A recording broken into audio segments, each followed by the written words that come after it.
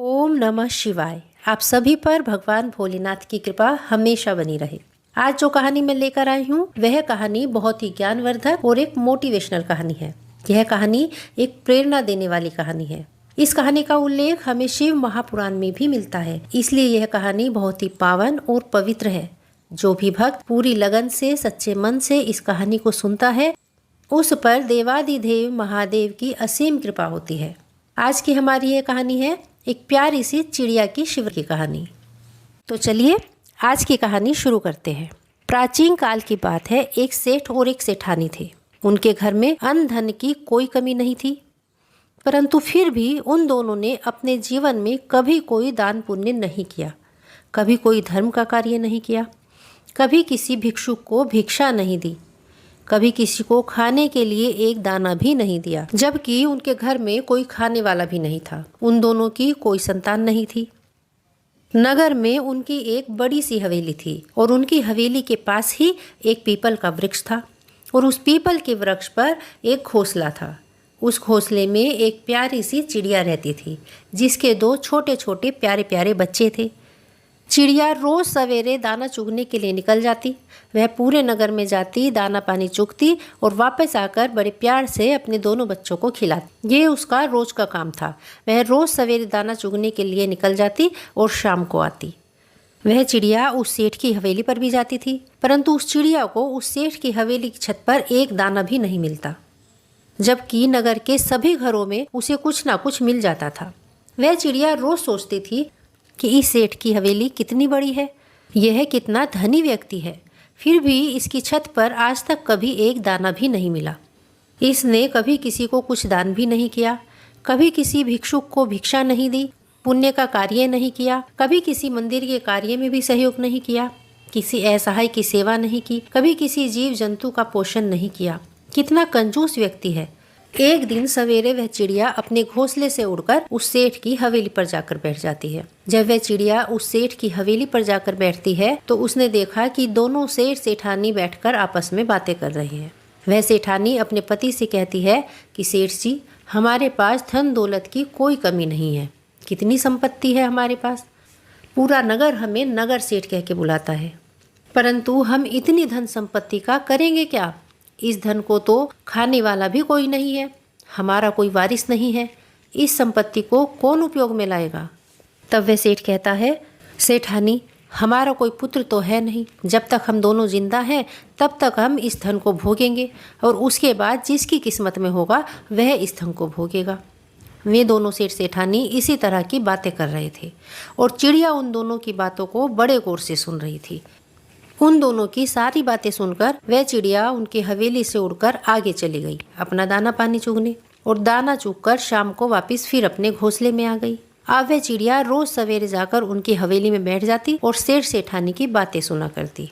सेठानी का स्वभाव बहुत अच्छा था, उसके दिल में दया धर्म भी था। वह सेठानी रोज उस चिड़िया को देखती। उस चिड़िया को इसी तरह रोज देखते देखते उस सेठानी को चिड़िया से लगाव हो गया और धीरे धीरे सेठ से छुप छुप कर वह सेठानी उस चिड़िया को दाना डालने लगी और वह चिड़िया रोज दाना चुगने लगी। इस तरह वह चिड़िया रोज दाना चुगकर वापस अपने घोंसले में आ जाती और ऐसे ही काफी दिन बीत गए। एक दिन वह चिड़िया अपने मन में सोचने लगी कि यह सेठानी कितनी अच्छी है, मुझे रोज दाना डालती है, परंतु इसका कोई पुत्र नहीं है, इसलिए यह कितनी दुखी रहती है। ऐसा क्या करना चाहिए कि इस सेठानी को पुत्र की प्राप्ति हो जाए? चिड़िया सोचने लगती है कि एक औरत का जीवन तब तक बेकार ही है जब तक वह औरत माँ नहीं बनती है। अब एक माँ का दुख तो एक माँ ही समझ सकती है। एक औरत का जीवन तभी सफल होता है जब वह माँ बनती है। एक औरत के जीवन का सबसे बड़ा सुख ही होता है माँ बनना, अपनी संतान को जन्म देना। अब यही सब सोचते सोचते चिड़िया बहुत दुखी हो जाती है और वह सोचती है कि यह सेठानी कितनी सीधी साधी है, मुझे रोज दाना खिलाती है, मैं ऐसा क्या करूं कि इसके घर में पुत्र जन्म ले और इन दोनों को पुत्र की प्राप्ति हो जाए। इसी तरह चिड़िया बहुत सोचती है कि मैं इन सेठानी के लिए क्या करूं। एक दिन उस चिड़िया के मन में आया कि क्यों ना मैं देवाधिदेव महादेव के पास जाऊं और उनके चरणों में बैठकर इस सेठ सेठानी के लिए प्रार्थना करूं, उन्हीं से विनती करूं कि इन दोनों को पुत्र की प्राप्ति हो जाए। यही सोचकर एक दिन चिड़िया ने अपने पति चीड़े से कहा, हे स्वामी, मैं कुछ दिनों के लिए यहाँ से कुछ बहुत दूर जा रही हूँ और तब तक आप मेरे पीछे से इन दोनों बच्चों का ध्यान रखना। इन दोनों को वक्त पर दाना पानी खिलाना, इन दोनों की अच्छे से देखभाल करना। और ऐसा कहकर वह चिड़िया अपने घोंसले से उड़ जाती है। अब वह उड़ती रहती है, रात दिन उड़ती है, बहुत परिश्रम करती है, भूखी प्यासी बस उड़ती रहती है। और इसी तरह कुछ दिनों में वह कैलाश पर्वत पहुंच जाती है, जहां पर देवाधिदेव महादेव और माता पार्वती विराजमान थी। चिड़िया वहां जाकर माता पार्वती के चरणों में पड़ जाती है और माता के चरणों में गिरकर वह बेहोश हो जाती है। जब माता पार्वती ने उस चिड़िया को देखा तो उसे अपने हाथों में उठा लिया, बड़े प्यार से उसको सहलाने लगी और उसे होश में लेकर आती है। जब वह चिड़िया होश में आ जाती है तो माता पार्वती उससे पूछती है कि हे पुत्री, तुम कहाँ से आई हो? बड़ी परेशान दिखाई दे रही हो। तब वह चिड़िया माता पार्वती से कहती है, हे मैया, मैं बहुत दुखी हूँ, परंतु मैं अपने दुख से दुखी नहीं हूँ, मैं तो किसी और के लिए दुखी हूँ।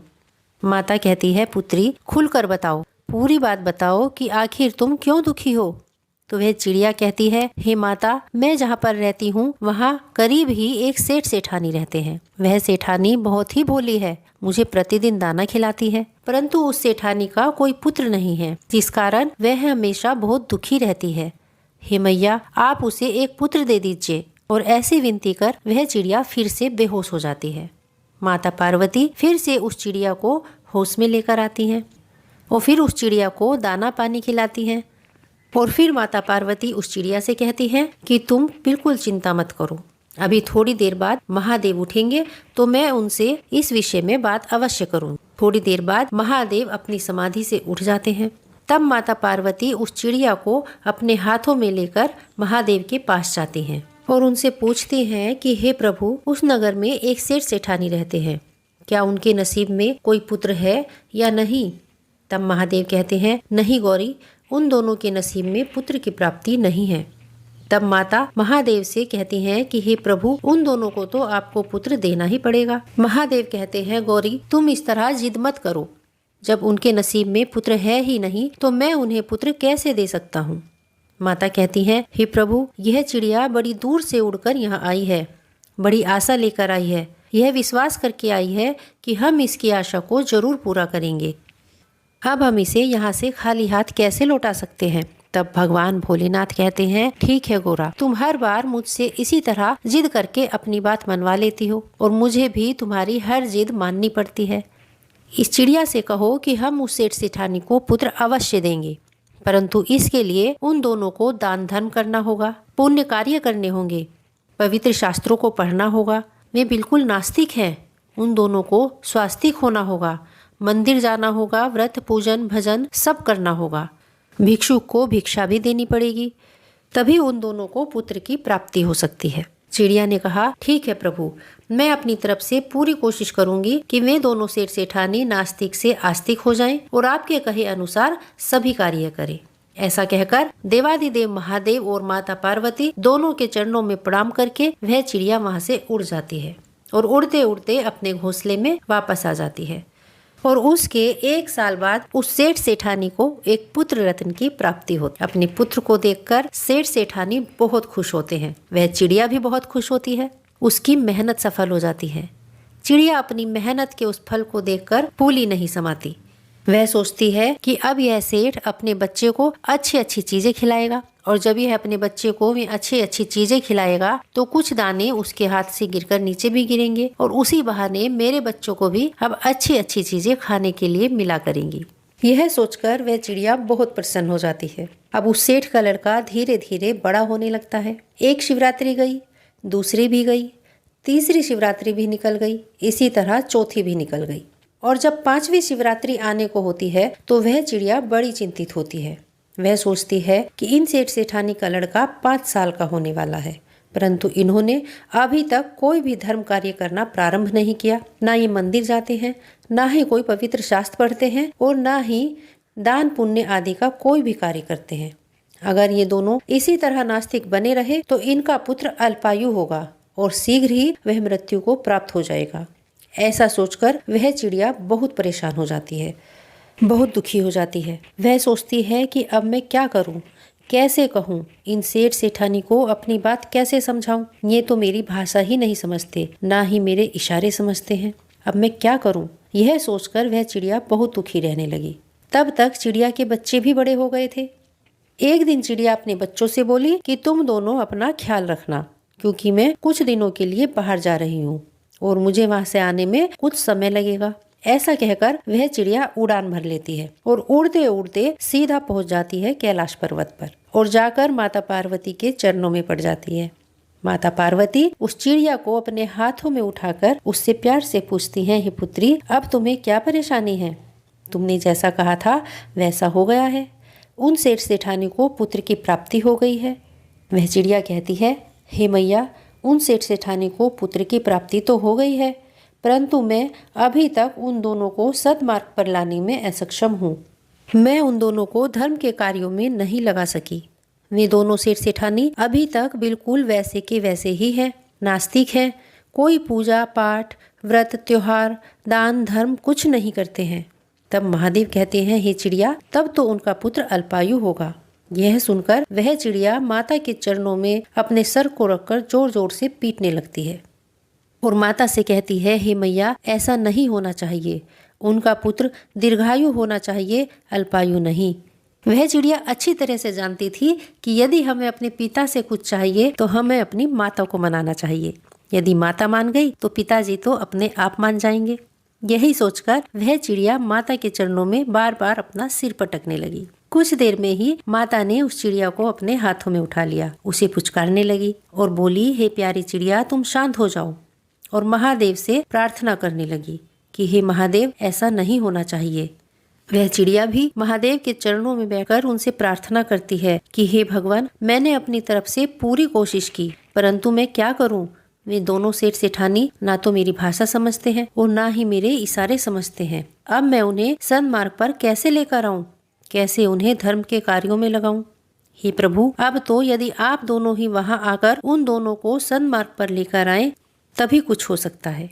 तब महादेव कहते हैं कि ठीक है चिड़िया, तुम्हारे लिए यह भी करके देख लेते हैं।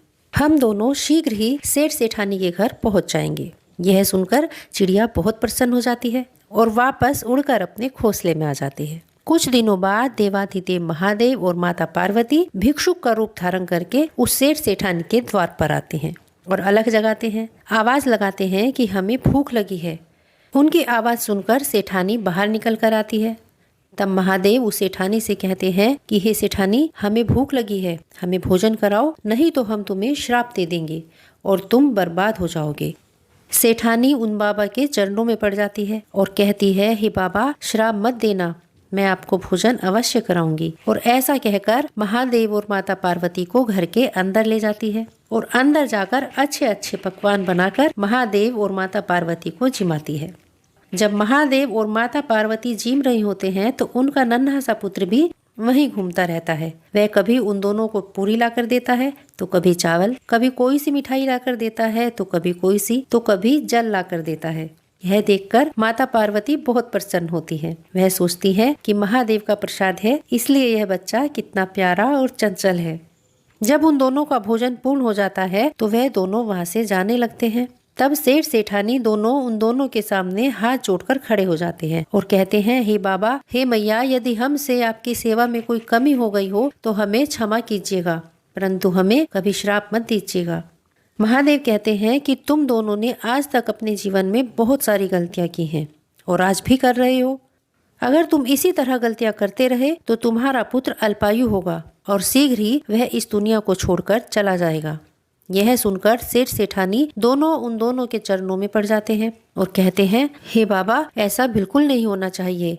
आप हमें कोई मार्ग बताइए ताकि हमारे पुत्र के ऊपर आया ये महासंकट टल जाए। इस बुढ़ापे में आकर तो हमें ये पुत्र प्राप्त हुआ है। हे प्रभु, अब हम इसे खोना नहीं चाहते। महादेव कहते हैं कि तुम दोनों ध्यान से सुनो। यदि तुम अपने पुत्र की दीर्घायु चाहते हो तो तुम दोनों को दान धर्म करना होगा, कुएं खुदवाने होंगे, बगीचे लगवाने होंगे, असहायों की सहायता करनी होगी, जीव जंतुओं का पोषण करना होगा, व्रत, पूजन, त्योहार सब मनाने होंगे, शिवरात्रि का व्रत भी करना होगा। सेठ सेठानी यह सब सुनकर हाथ जोड़कर भगवान के चरणों में पड़ गई और कहने लगे, हे बाबा, जैसा आप कह रहे हैं हम वैसा सब करेंगे। तब महादेव बोले कि तुम दोनों के नसीब में तो पुत्र की प्राप्ति थी ही नहीं। तुम्हें जो यह पुत्र मिला है यह तुम्हारी मेहनत या तुम्हारे कर्मों से नहीं बल्कि एक चिड़िया की मेहनत का फल है। वह चिड़िया पूरी मेहनत से उड़कर कैलाश पर जाकर हम दोनों से प्रार्थना करके आई कि तुम दोनों को पुत्र प्राप्त हो जाए, और उसी की प्रार्थना सुनकर तुम दोनों को इस पुत्र रत्न की प्राप्ति हुई है। तब वह सेठ पूछता है कि हे बाबा, वह कौन सी चिड़िया है जिसने हमारे लिए इतना बड़ा कार्य किया। तब तक वह चिड़िया भी वहां आ जाती है और महादेव और माता पार्वती के चरणों में प्रणाम करती है। महादेव उस चिड़िया से उन सेठ सेठानी को मिलाते हैं और कहते हैं कि यही वह चिड़िया है जिसके कारण तुम्हारे घर में पुत्र का जन्म हुआ है। भक्तों, वह दिन शिवरात्रि का दिन था जिस दिन भगवान भोलेनाथ और माता पार्वती ने सेठ सेठानी के घर में कदम रखे थे। तब उन दोनों ने अपना पूर्ण रूप धारण करके सेठ सेठानी को दर्शन दिए। शिवरात्रि के दिन महादेव और माता पार्वती के दर्शन करके चिड़िया की शिवरात्रि भी सफल हो गई। सेठ सेठानी ने भी पूरे मन से और खुशी खुशी शिवरात्रि का त्योहार मनाया और व्रत भी किया। उनके साथ साथ चिड़िया ने भी शिवरात्रि का व्रत पूर्ण किया। महादेव के दर्शन पाने के कारण उन दोनों की शिवरात्रि सफल हुई। महादेव के दर्शन से वे तीनों तृप्त हुए और उनकी शिवरात्रि भी सफल हुई। आज की कहानी यही समाप्त होती है। जो लोग भी महाशिवरात्रि का व्रत करते हैं, भगवान भोलेनाथ की कृपा उन सब पर वैसे ही बनी रहे जैसे उस सेठ सेठानी पर रही और उस चिड़िया पर रही। अगर आपको यह कहानी पसंद आई हो तो कमेंट्स में ओम नमः शिवाय जरूर लिखिएगा। तो एक बार प्रेम से बोलिए ओम नमः शिवाय। देवादिदेव महादेव की जय, माता पार्वती की जय।